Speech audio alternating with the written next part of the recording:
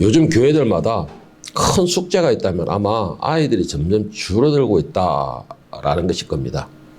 그런데 지금 현대에는 아이들만 줄은 것이 아니고 교인들 자체가 계속 줄어들고 있다라고 합니다. 그래서 교회들마다 이것을 참 이 숙제로 가지고 있고 가장 큰 심각한 문제로 여기고 있습니다. 특히 이 아이들 같은 경우는 어릴 때는 부모님의 손을 잡고서 교회에 잘 나오다가 그들이 성장하면서 자신들이 주장을 내세운 나이가 되면 서서히 교회를 떠나가고 있다라는 것이 우리나라 대부분 교회들의 가장 심각한 숙제로 가지고 있습니다. 그래서 각 교회마다 군부직책으로 이 방법을 강구한다라는 것이 뭐냐면은 아이들을 모으겠다, 뭐 청년들을 모으겠다, 학생들을 모으겠다라는 그런 프로그램과 또 각종 이벤트, 뭐 온갖 것으로 해가지고 이 흥미 위주로 해서 이 아이들을 모으겠다라는 그런 프로그램을 가지고서 진행을 하고 있습니다. 그런데 문제가 뭐냐면요. 이런 흥미와 재미 위주로 잡아둔다고 하더라도 그 아이들이 결국 그 흥미와 재미가 계속 가지는 않는다는 것이죠. 그러면 그 아이들은 그 흥미와 자신들이 가지고 있던 흥미와 이 재미가 떨어지게 되면 또 교회를 떠나게 되는 것입니다. 이것이 계속 악순환이 반복이 되고 있다는 것이죠. 결국 아이들을 교회에 나오게 할 수 있는 방법은 무엇일까? 저는 이것에 대해서 잘 생각해 봤습니다. 그래서 제가 10대 때부터 시작해서 교사직을 해서 그건 한 40년 넘게 교사직을 해왔고, 그렇게 교사직을 하면서 경험 바탕 이런 모든 걸 딱 생각해 봤을 때에 한 가지만 밖에는 없다라는 것입니다. 그 이유는 아이들 알고 교회에 나와야 할 이유를 만들어 줘야 되는 겁니다. 교회에 나와야 할 이유. 제가 이제 옛날에 그러니까 10대 때 교사를 맡고 있던 그 아이들, 부모님들을 내가 한 번씩 가다 만났었습니다. 제 고향에 갔을 때. 만나고 있으니까 어떤 아이들은 제가 가르칠 때 어떤 아이들은 지금 교회 목회자 사모가 되어 있습니다. 라는 사람도 있고 어떤 사람은 또 전도사 교역자가 되어 있다는 사람도 있었고 선교사를 갔다라는 사람도 있었어요. 그것도 제가 주일학교 때 만난 아이들인데 그 애들은 나를 잊어버렸을지 몰라도 제 마음에는 뭔가 푸듯함이 남아있더라고요. 그런 거 볼 때마다.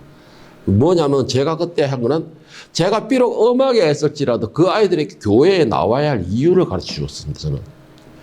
그리고 신앙생활을 해야 될 이유를 그들에게 심어주었습니다. 다시 말해서 뭐냐? 저는 아이들에게 예수를 심어줬다라는 것이죠. 예수를 그들의 마음에 있게 했다, 영접하게끔 했다라는 것이. 그 대표적인 이유로 그 당시에 제가 어렸을 때는 이 부흥회라는 것이 많았어요. 그 부흥회의 특징이 뭐냐면은 어른들, 학생들도 잘 안 받았어요. 어른들 오게 했는데 저는 제가 워낙 힘이 좀 무식한 그런 성질먹에 있다 보니까 교회에서 함부로 못했어요, 제가. 그래서 우리 주일학교 애들 너들 무조건 나와가지고 제일 앞에 앉으라 그랬어요. 강대상 바로 앞에. 이 강대상 바로 앞에는 특별석이 이렇게 해가지고 이 어른들이나 이 권사님들이나 이렇게 좀 언에 있는 사람들이 앉는 특별석인데 너희들이 무조건 1시간 전에 와가지고 다 자리 차지하고 있어라. 그럴 때만 실제로 제가 가르친 애들은 다 1시간 전에 와가지고 맨 앞에 돗자리 까놓고 앉아 있었던 것입니다. 그런데 그 아이들이 성령의 충만을 받기 시작하더라는 것이죠. 그리고 그 아이들이 예수님을 자기들 입으로 영접하는 역사가 일어났던 것이고 그 아이들이 자라가지고 사모님이 되어 있고 선교사가 되어 있고 참 그럴 때마다 얼마나 감사가 되더라는 것이죠. 누가 교회 억지로 끌고 간 것도 아닌데 그들의 마음에 예수라는 것을 심어주니까는 그들이 스스로 나오더라는 것이죠. 중요한 것은 뭐냐면요. 아이들에게 부모님이나 어른들이 먼저 본을 보이는 신앙생활을 해줘야 된다는 것이에요. 먼저 본을 보이는 신앙생활을 해줘야 되는 것입니다. 그리고 난 뒤에 그 아이들이 정말 염려나면은 하나님께 나와서 눈물로서 기도하는 것입니다. 그 아이들을 위해서 눈물로 기도하는 것이에요. 그것이 그 아이들을 잡아놓을 수 있는 가장 완벽한 방법이라는 것이죠. 그런데 오늘날에 많은 청년들이나 젊은 사람들 나이가 어림어릴수록 교회를 떠납니다. 그런데 그들이 떠나면서 이런저런 이유를 다 갖다 대고 있어요. 어느 리처시 기관에서 이 교회를 떠나는 사람들의 이 불만을 모아봤습니다. 모아가지고 이것을 정리를 하니까는 한 3가지 정도로 딱 나누어지더라는 것입니다. 3가지 정도로 나누어지는데 그 3가지가 뭐냐? 오늘 첫째로 보면은 교회의 불협을 이유로 삼고 있다라는 거예요. 지금 교회에서 분란이 일어나고 조용하지 않는다는 것이죠. 이 불협을 이유로 꼽고 있었습니다. 제가 얼마 전에 유튜브에 올려져 있는 글 중에서 이런 제목 영상을 글을 봤습니다. 제목은 어느 집사님이 글이었어요. 여집사님의 글이었는데 제목이 뭐냐? 장로님, 권사님, 제발 정치 좀 하지 마세요. 라는 제목이었어요. 그래서 저는 이거 처음에 제목을 보고서 이것도 한 이틀 동안 그냥 보기만 보고 안 넘어갔어요, 제가. 이틀 동안에. 안 봤는데, 교회에서 무슨 장로님, 권사님 무슨 정치를 한단 말이고, 뭐 지금 대통령 선거라서 이러는가 하고 그랬는데, 그런데 이것도 또 이틀 전인가 제가 또 클릭을 해봤어요, 제가 또 그걸 또. 이게 클릭을 안 해야 돼. 클릭을 한 게 문제예요, 제가 항상. 이 장로님, 권사님, 제발 정치 좀 하지 마세요. 라는 제목인데, 이 여집사님이 다니고 있는 교회가 그래도 중급 이상의 교회더라는 것이죠. 그러니까 성도가 수백 명이 넘는다는 것이죠. 그 교회의 문제를 올린 글이었습니다. 내용은 뭐냐면은, 교회 안에서 장로님들 사이에서 서로가 편이 갈라져서 파가 만들어졌다는 것이에요. 파가 만들어서 분란이 일어나고 있는데 문제는 뭐냐면 이 교인들도 이 장로님 반에 갈려져 있는 장로님들에게 같이 나는 이 장로님 저 장로님에 의해서 이거 파가 나눠져 가지고 무리를 짓고 있다라는 겁니다. 무리를 짓고 있다 하는데 그런데 중요한 거는 나는 어느 파에도 속하지 않고 나는 오직 교회의 예배와 하나님 말씀을 삼아서 나오겠다라고 하는 사람들에게는 어떻게 하느냐. 양쪽에서 서로 손가락질하면 저건 저쪽 파다 저쪽 파다 하면서 왕따를 시키더라는 것이에요. 왕따를 시키더라는 것입니다. 그래서 제가 그것을 다 보고서 아니 무슨 지금처럼 대통령 선거하는 권력자로 선거하는 것도 아니고 그러다 정치인도 선거하는 것도 아니고 교회에서 장로를 세우는데 무슨 줄서기가 필요하고 무슨 파가 필요하느냐라고 말을 제가 생각을 했던 것이죠. 그게 뭐냐 저쪽에서 어쨌든 사람들이 장로님 자기들이 원하는 장로님들을 세우는데 그게 줄서기가 바쁘다는 거예요. 줄서기가. 그러면서 이렇게 되면서 문제가 뭐냐. 다시 새 장로를 세우는데 자기들이 무리를 속할 수 있는 그 장로가 후보를 내가 그 장로가 세워지기를 그런 식으로 또 싸운다는 것이에요. 그렇게 싸우고 결국은 그 장로가 되는 사람이 뭐냐? 물질이 많은 사람들, 힘이 있는 사람이 결국은 장로가 세워진다는 것이죠. 그리고 그쪽 무리가 더 힘이 강해지고. 그런데 이런 현상이 벌어지니까는 이 마음의 순수함으로 하나님을 사모해서 나오는 사람들이 서서히 떠나가고 있다는 거예요. 그런데 더 문제가 심각한 문제가 뭐냐. 이런 사람들이 교회를 떠나가는데 양쪽 장로들이 좀 더 장로들이든 교인들이 한 사람도 거기 떠나가는 사람들에서 관심을 가져주지 않는다는 겁니다. 오히려 떠나가는 거다. 못 견디면 들어가는 거야. 여기에 어울리지 못하면 가는 거야. 오히려 이렇게 손가락질 하더라는 것이에요. 이게 여러분 교회의 지금 현재의 모습이고 분란이 일어나고 교회에서 인원 숫자가 줄어드는 원인의 아주 대표적인 원인입니다. 성경에서는 분명히 직분자들의 자격에 대해서 자세히 소개합니다. 정말 자세히 아주 생생하게 지금 상세하게 설명하고 있는데 디모데전서 3장 2절에서 13절에 보면 내용이 좀 길지만은 여러분 자세히 한번 들어보기 바랍니다. 그러므로 감독은 책망할 것이 없으며 한 아내의 남편이 되며 절제하며 신중하며 단정하며 나그네를 대접하며 가르치기를 잘하며 술을 즐기지 아니하며 구타하지 아니하며 오직 광용하며 다투지 아니하며 돈을 사랑하지 아니하며 자기 집을 잘 다스려 자녀들로 모든 공손함을 복종하게 하는 자라야 할지며 사람이 자기 집을 다스릴 줄 알지 못하면 어찌 하나님의 교회를 돌보리요.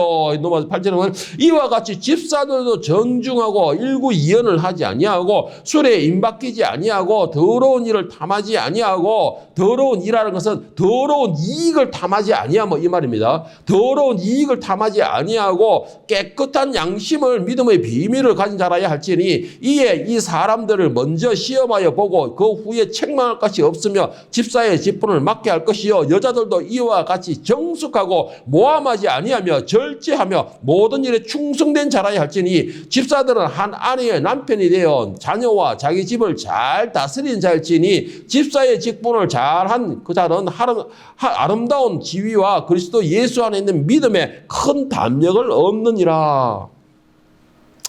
오늘날에 이 디모데전서 3장 22절부터 13절까지 이 내용을 중심으로 바울사도가 말한 이 내용을 중심으로 직분자를 세운다 하면은 과연 몇 명이나 직분자가 될 수 있을까요?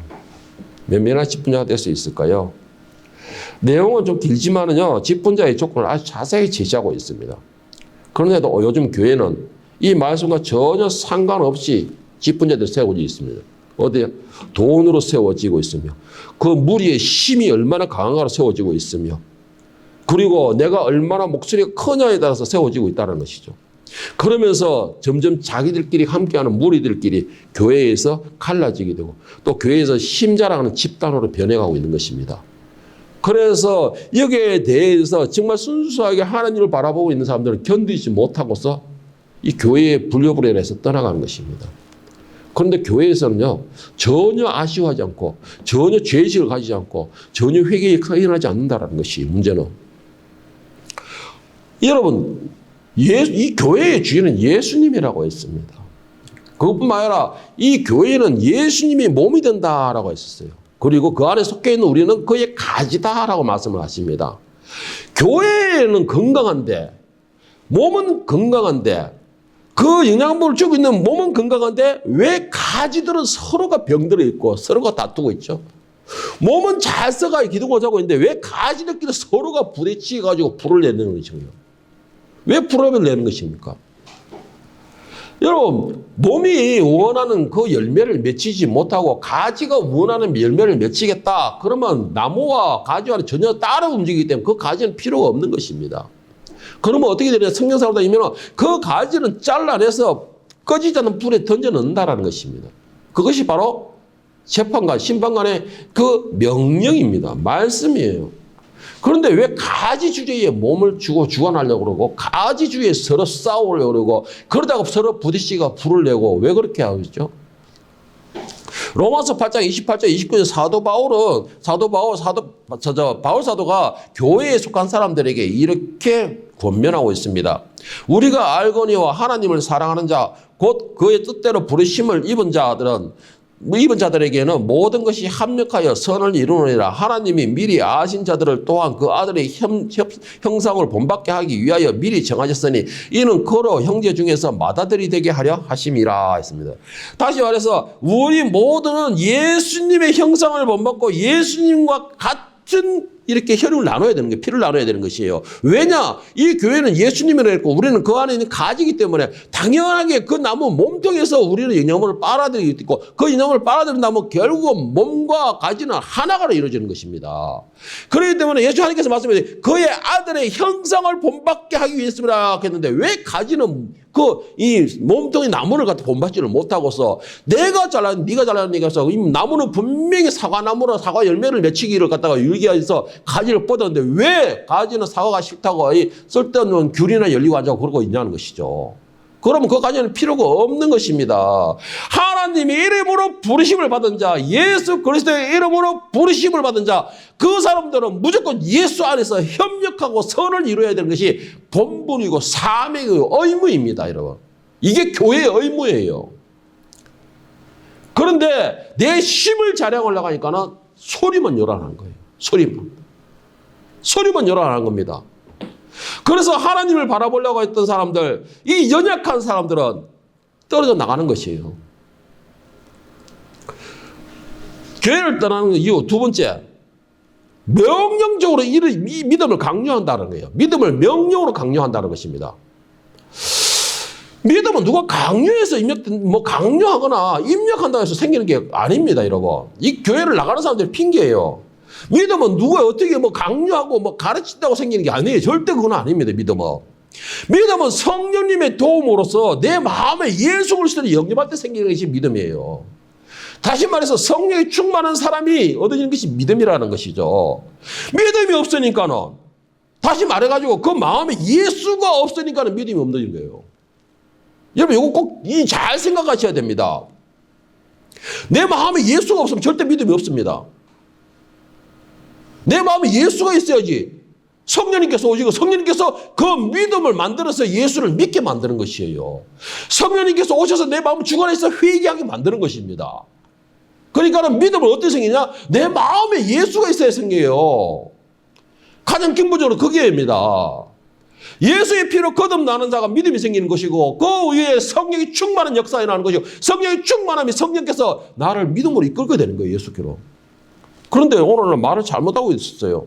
믿음은 누가 가르쳐서 믿습니까? 그러면은 아멘. 이러면 믿음이 생긴 줄 안다니까요, 사람들이.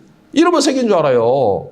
아니에요, 여러분. 믿음은 내가 전심으로 속에서 이러면 우러나와야 돼요. 예수 그리스도를 시인할 수 있어야 된다는 것이죠. 주는 것이 살아계신 하나님의 아들이시나이다. 베드로의 이 고백. 이 고백은 예수님께서 말씀하셨잖아요. 네가 배워서 되는 거 아니다. 네가 너 조상들에서 익혀와서 되는 것도 아니다. 유전으로 되는 것도 아니다. 오직 하늘에 계신 하나님께서 그걸 알게 하셔야지만이 네가 이거 고백할 수 있다는 것이에요. 여러분 믿습니까? 주는 그리스도의 살아계신 이 하나님의 아들이시라는 걸 믿습니까? 신앙 고백이 되십니까? 그 사람이 믿음이 있다는 것이에요. 그것이 믿음이라는 것입니다. 그런데 무조건 믿는다? 아니에요, 여러분. 예? 그거 아니에요. 그래서 믿음은 강요하는 것이 아니고 뭐냐? 믿음은 계속 가르쳐 주는 겁니다. 가질 수 있도록 길을 안내주는 거예요. 길을 만들어 주는 겁니다. 어떻게?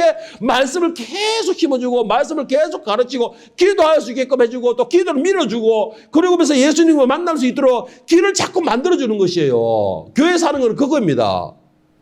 강요하는 것이 아니고 저도 여러분들에게 극단적인 설교를 잘 하는 이유가 아니면 죽습니다. 이거 하나님 안 된다 했습니다. 라고 극단적으로 하는 이유가 여러분 거기에서 조바심과 두려움을 가지고 예수를 만나기를 바라는 마음인 것입니다. 그 예수를 만나야지 믿음이 생기는 것이에요. 믿음이 있고 예수를 만나야지만 내가 참을 수 있는 인내가 생기게 되고 내가 누수길 수 있는 겸손함이 생기는 것이에요. 예수가 없이는 절대로 그런 현상이 생길 수가 없다라는 것이에요. 예수가 없이는 절대 성경이 충만할 수도 없고 예수가 없이는 절대로 믿음도 있을 수가 없다는 것입니다. 그래서 저는 여러분들에게 이 말씀 아니면 죽습니다. 말씀을 붙들지 않으면 죽습니다. 말씀을 붙들지 않으면 예수께 가까이 올 수 없습니다. 예수가 아니면 천국 갈 수도 없습니다. 예수가 아니면 구원받을 수도 없습니다. 라고 극단적으로 말하는 이유가 거기에 있어요, 제가. 그래서 여러분 꼭 명심하기를 바랍니다. 예수님을 만나지 않고서는 믿음이 있을 수가 없어요. 주여 믿음을 주시옵소서 백날 기도해보세요. 예수를 거부하고서는 절대 믿음이 있을 수가 없다는 것이죠. 이 예수가 없으니까 교회에서 뭐가 이래요? 자꾸 불남이라는 거예요. 예수가 없으니까 예수의 마음 성품을 담지를 못하는 거예요. 우리가 예수님과 함께 한 성품을 담는다 했잖아요. 그러면 예수님 뭐예요? 항상 섬기는 자세였습니다. 항상 자신을 낮추는 것이었어요. 예수님 뭐라 하셨어요? 누구든지 높이 되는 자는 낮아지고 성경을 바꾼 자는 네가 먼저 엎드려서 섬기라고 하셨어요. 그런데 그 예수가 없으니까 그게 내 마음에 오지를 않는 것이죠. 그러니까 섬기지도 않을 것이고 내 성질대로 내 혈기대로 내 목소리대로 내 생각대로 다 소리를 내는 것입니다. 거기서 예수가 없기 때문에 그러는 것이에요. 그거는 이 교회의 주인은 예수님이십니다. 예수님이 피로서 세우신 교회예요. 그렇기 때문에 이 교회에 나왔으면은 여러분 제발 부탁합니다. 헛된 것 구하지 말고 헛된 것 만나지 말고 헛된 것 생각하지 말고 예수를 만나야 돼요. 여기 예수 만나러 왔잖아요. 이사야서 1장 12절 13절에서 하나님께서 이 몸만 교회에 나오는 사람들 향해 이렇게 말씀하십니다. 너희가 내 앞에 보이려니 이것을 누가 너희에게 요구하였느냐. 내 마당만 밟을 뿐이니라. 헛된 재물 다시 가져오지 말라. 분양은 내가 가정이 여기는 바여 월삭과 안식일과 대회를 모이는 것도 그러하니 성회와 아울러 악을 행하는 것을 내가 견디지 못하겠노라. 여러분 교회에 갔으면 재미를 찾는 것이 아니고 교회에 가가지고 내 아는 사람을 찾는 것이 아니고 교회에서는 그 교회의 주인이신 예수님을 찾아야 되는 것이에요. 예수님을 만나기 위해서 온 힘을 쏟아야 되는 것입니다. 예수님과 교제를 이루기 위해서 내가 오직 그의 전심을 다해야 되는 거예요. 그래야지만 그 예배에 성공한 예배가 된다라는 것이 성공한 예배. 교회는요, 믿음을, 아까도 말씀드린 교회는 믿음을 강요하는 것이 아닙니다. 교회의 주인이신 예수님을 만날 수 있도록 인도해 주는 것이고, 그 길을 가르쳐 주는 것이에요. 예수님을 만나지 못한다면요, 여러분들 아무리 하나님의 말씀을 믿고, 말로 고백한다 할지라도, 그 예수를 만나지 못한다면 그 모든 것이 헛된 시간이 돼요, 헛된 시간. 헛된 시간이 됩니다. 교회에 나와가지고 내가 예수를 만나지 못하고 구원을 얻지 못한다면 바울 사도의 말을 제가 인용해 본다면 저는 이렇게 말하고 싶어요. 교회에 나와서 예수를 만나지 못한다면 교회에 있으면서도 믿음 없는 사람들이 세상에서 가장 불쌍한 사람이라는 것입니다. 가장 불쌍한 사람이라는 것이에요. 교회에 있으면서도 예수님을 만나지를 못한다면 세상에서 가장 불쌍한 사람이 그 사람이라는 것이에요. 물론 그렇다고 해가지고 교회에서만 예수를 만날 수 있다. 이건 아닙니다, 여러분. 그건 아니에요. 그러나 교회에서는 말씀을 나누잖아요. 서로 교제를 이루잖아요. 이 땅에서 둘이서 모인 자리에 예수님 이름으로 모인 자리에 그 자리에 함께 하신다 했잖아요. 자, 만약 세 번째에 왜 교회를 떠나느냐? 그 이유가 뭐냐? 교회에는 신앙생활에 타협이 없다는 것이에요. 교회는 신앙생활에 타협이 없다는 것이에요. 제가 오늘 말씀을 준비한 것 중에서 가장 핵심적인 내용이 바로 이겁니다. 한마디로 말하면 뭐냐? 요즘 사람들 말하는 것처럼 교회가 트렌드가 없다라는 거예요. 트렌드가 없다라고 말하는 겁니다. 저는 교회를 떠나는 이유에서 여기에서 정말 분노를 하고 싶어요. 분노를 하고 싶어요. 트렌드라는 것이 내가 알고 있는 그 트렌드가 맞나? 아니면 이 사람들이 말하는 트렌드가 따로 있나라고 제가 인터넷 찾아봤습니다. 트렌드가 뭐냐? 그게 맞더라고요. 경향, 추세, 유행, 형상, 흐름, 방향. 맞죠? 이게 트렌드라는 거예요. 그런데 저는 여기서 분명히 말씀을 드립니다. 아니, 선언을 합니다. 교회나 성경에서 트렌드가 있을 수가 없다라는 것입니다. 교회나 성경에서는 트렌드가 있을 수가 없다. 만약에 교회나 성경에 트렌드가 있다. 저는 말씀드리기에 여러분 거기에 떠나십시오. 거기에 떠나십시오. 트렌드는 자체가 뭐예요? 세상의 흐름과 유행에 따라서 흘러간다는 것입니다. 세상의 흐름에 따라가 유행을 따라서 흘러간다는 것이에요. 그러면서 그 사람 나가는 말, 왜 세상은 변하는데 교회는 변하지 않느냐? 왜 세상은 변하는데 하나님의 말씀, 그 율법이라는 수채전제로 만들어진 그 율법은 변하지 않느냐? 왜 성경 말씀은 변하지 않느냐? 왜 목사는 설교가 변하지 않느냐라는 이유를 뜨고 있어요. 너무나 어이가 없어요, 저. 너무나 어이가 없어요. 그리고 또 이런 말도 제가 들어본 적이 있습니다. 아니, 요즘에 얼마나 많은 종교가 있는데, 아니, 교회에서는 왜 예수님만 유일한 구원이냐라고 말하고 있느냐. 이게 여러분 차별금지법의 내용입니다. 이게 차별법의 내용이에요.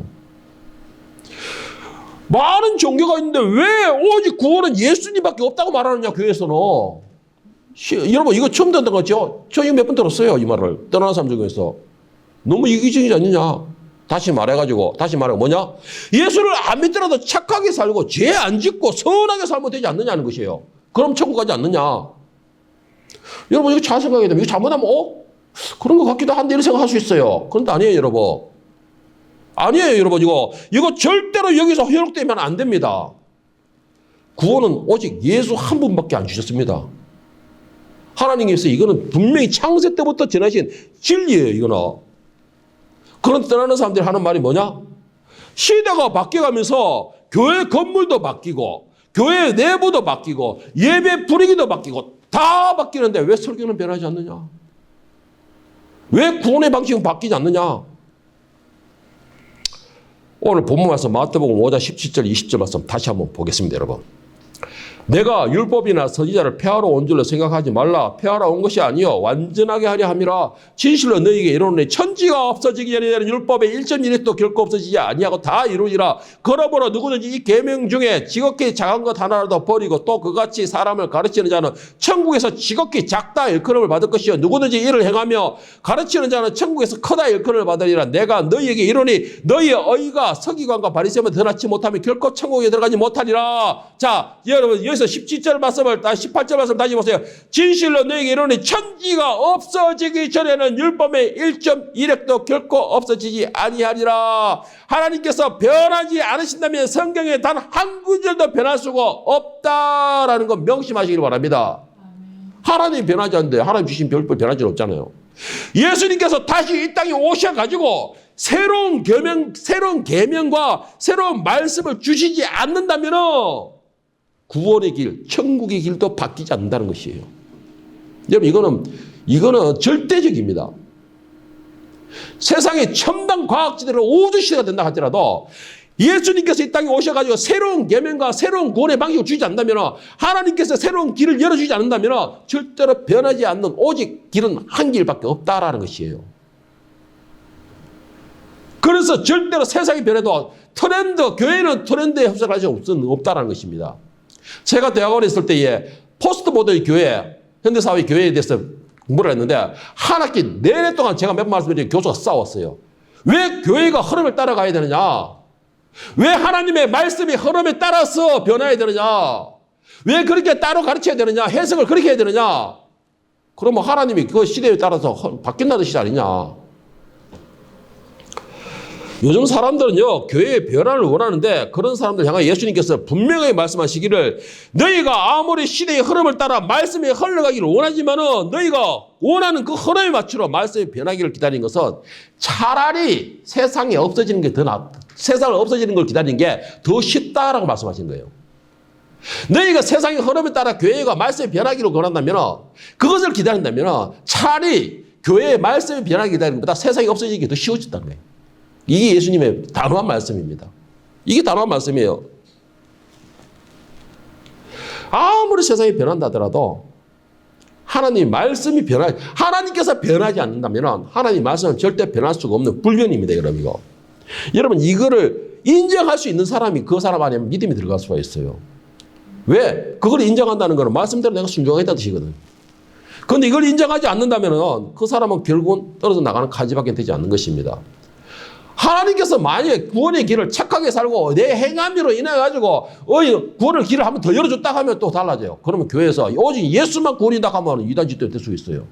그런데 하나님께서 그 길을 주지 않으셨습니다.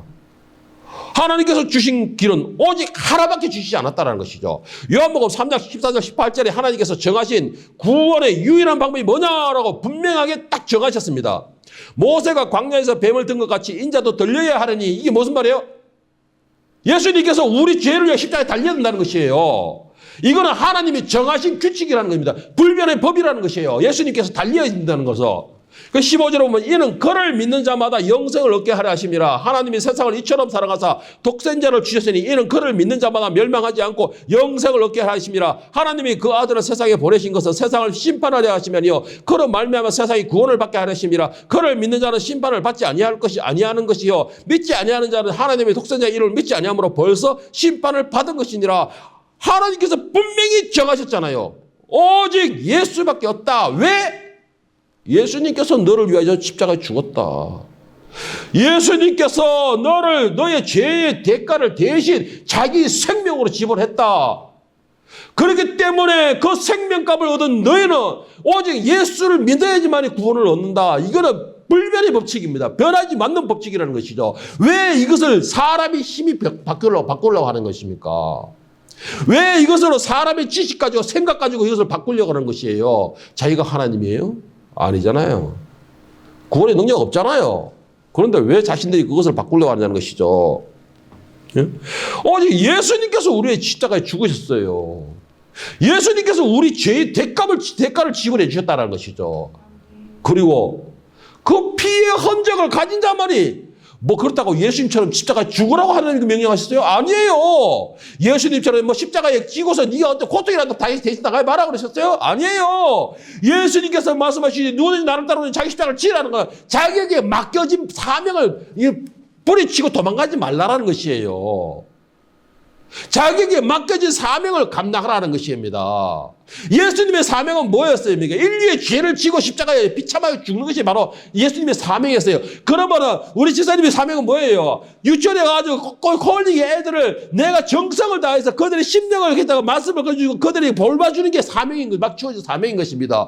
그걸 열심히 감당하면 그것이 바로 십자가를 치는 것이에요. 예? 그게 하나님께서 여러분에게 주신 십자가라는 것입니다. 그런데 우리는 십자가를 해서 꼭 십자가에 죽어야지만 십자가인 줄 알고 있어요. 여러분 그거 아니에요. 그렇기 때문에 오해가 생기는 겁니다. 왜 우리에게는 예수밖에 없느냐? 요한복음 14장 6절 7절에 예수님이 말씀했는데 예수께서 이르시되 내가 곧 길이요 진리요 생명이니 나로 말미암지 않고는 아버지께로 올 자가 없느니라. 너희가 나를 알았더라면 내 아버지도 알았으리로다. 이제부터는 너희가 그를 알았고 보았느니라. 예수님께서 스스로 대속의 십자가를 지심으로 하나님께 갈 수 있는 길을 스스로가 만들어 주셨어요. 다시 말해가 쉽게 말하면 예수님께서 우리의 십자가에 스스로 죽으심으로 해서 예수님 자신이 하나님과 우리 사이에 커다란 구렁이에 있는 것을 예수님이 찔이 그 다리를 엎드려 주신 겁니다. 그러면 우리는 하나님께 어떻게 가냐? 예수님을 밟고 가는 거예요. 한마디로 말하면 그것이 하나님께서 우리에게 주신 구원의 방법이라는 것이죠. 유일한 구원의 방법이 다리는 하나밖에 없다는 것이 하나밖에. 여러분 이거는요 어떤 이유로든 바뀔 수 없고 절대 타협 없을 수 없는 진리입니다. 이거는 교회에 비록 사람이 한 명도 없다 할지라도 절대 이것만큼 타협해서는 안 되는 것이에요. 하나님의 말씀을 타협해서는 절대 없다는 것이죠. 죽을까 하노라 해가지고 정말 죽어버렸잖아요. 죽을까 하니까 정말 죽어버린 거예요. 죽는다 그랬으면 어떻게 그걸 먹겠습니까? 죽는다 그랬으면. 그렇잖아요. 아무리 시대가 바뀌고 사람들의 생각이 바뀌고 사람들이 원한다 할지라도 바뀌면 안 되는 것이에요. 그런데 오늘날에 사람들이 원하는 데서 바뀌고 사람들이 원하는 데서 타협해주고 교회 시대의 흐름이 이렇다 해서 타협해주고 그러니까 떠나간 사람 다 떠나가고 자기들 입맛에 단맛 다 빼먹으면 다 도망가 버립니다. 왜 그래요? 계속 똑같은 말이지만 그 안에 예수가 없기 때문이에요. 구원의 방법이 다르기 때문에 그 사람들은.